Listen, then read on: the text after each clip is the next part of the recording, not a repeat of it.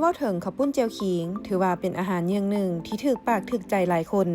โดยเฉพาะแม่หญิงแม่นจะมักเป็นพิเศษด้วยรสชาติที่แซ่บซ้อยจากการปรุงด้วยน้ำปลาแดกที่แซ่บนัว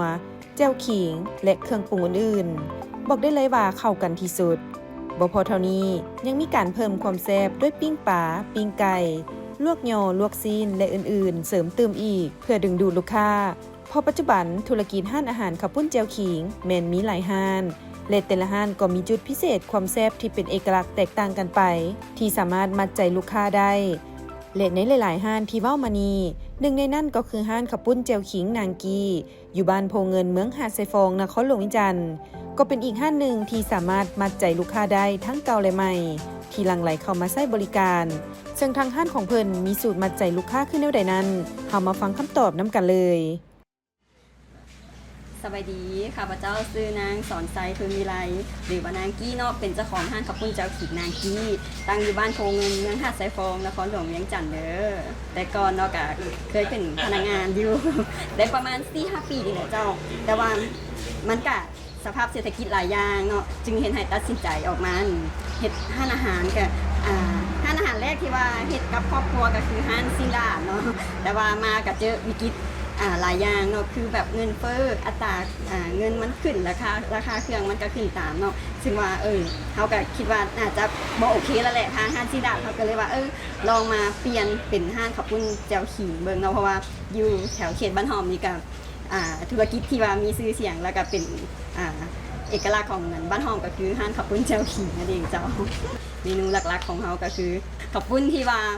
บีบสดๆใหม่ๆให้ทุกจานเลยนะเจ้าแล้วก็ปลาแดกที่ว่าเฮาอ้อเองเป็นสูตรของทางห้านเฮาเองแล้วก็แจ่วขิงเนาะเจ้าถ้าว่าเรื่องปลาเนาะถ้าจะเอาแบบปลาคือปลาไก่ทุกอย่างก็ต้องเป็นเครื่องที่ว่าสดใหม่เนาะเจ้าแล้วก็คือจุดพิเศษอีกอันนึงของห้านเฮาก็คือต้องเป็นเส้นข้าวปุ้นเนาะเจ้าเฮาจะบ่บีบไว้เจ้าคือลูกค้ามาเฮาก็มาตุบนึงก็ย่าเฮาก็จะบีบให้แต่ตุบเดียวนั่นแหละบ่บีบไว้ก็สดใหม่ทุกจานเนาะที่นะเจ้าสำหรับเมนูเนาะคือข้าวปุ้นแจ่วขิงเนาะเขาก็จะมีหลายสูตรหลายแบบให้เลือกเนาะก็คือจะมีสูตรน้อยกลางใหญ่เนาะราคาสูตรใหญ่ก็จะราคาที่ 60,000 สูตรกลาง 45 สูตรน้อย 30 ส่วนปิ้งปลาปิ้งไก่เขาจะขายแยกต่างหากราคาของปลาก็จะขึ้นกับขนาดของตัวปลานั้นเดี๋ยวสุดท้ายนี้ก็ขอฝากร้านข้าวปุ้นแจ่วขิงนางกี้เด้อเจ้าตั้งอยู่บ้านโพเงินเมืองหาดไซฟองนครหลวงเวียงจันทน์เนาะขี่ลงมาทางโบโอเนาะมาไก่บ้านแกงปลาย่างมาเขาเขตบ้านโพเงินเนาะห้านเขาจะเป็นห้านทวิตเลยตั้งอยู่แคนทางใหญ่อยู่เบื้องซ้ายมือเจ้ามีป้ายใหญ่ๆว่าห้านข้าวปุ้นแจ่วขิงนางกี้แต่คันมาบ่ถือกะโทรหาเขาได้เนาะที่เบอร์โทร 02028139491 เจ้าห้านข้าวปุ้นแจ่วขิงนางกี้เปิดให้บริการลูกค้าทุกๆมื้อเวลา 8 โมงถึง 17 โมงสถานที่ตั้งอยู่บ้านโพเงินเมืองหาดไซฟองนครหลวงวิจันทร์สอบถามข้อมูลเพิ่มเติมได้ที่เบอร์โทร 020 4814 9391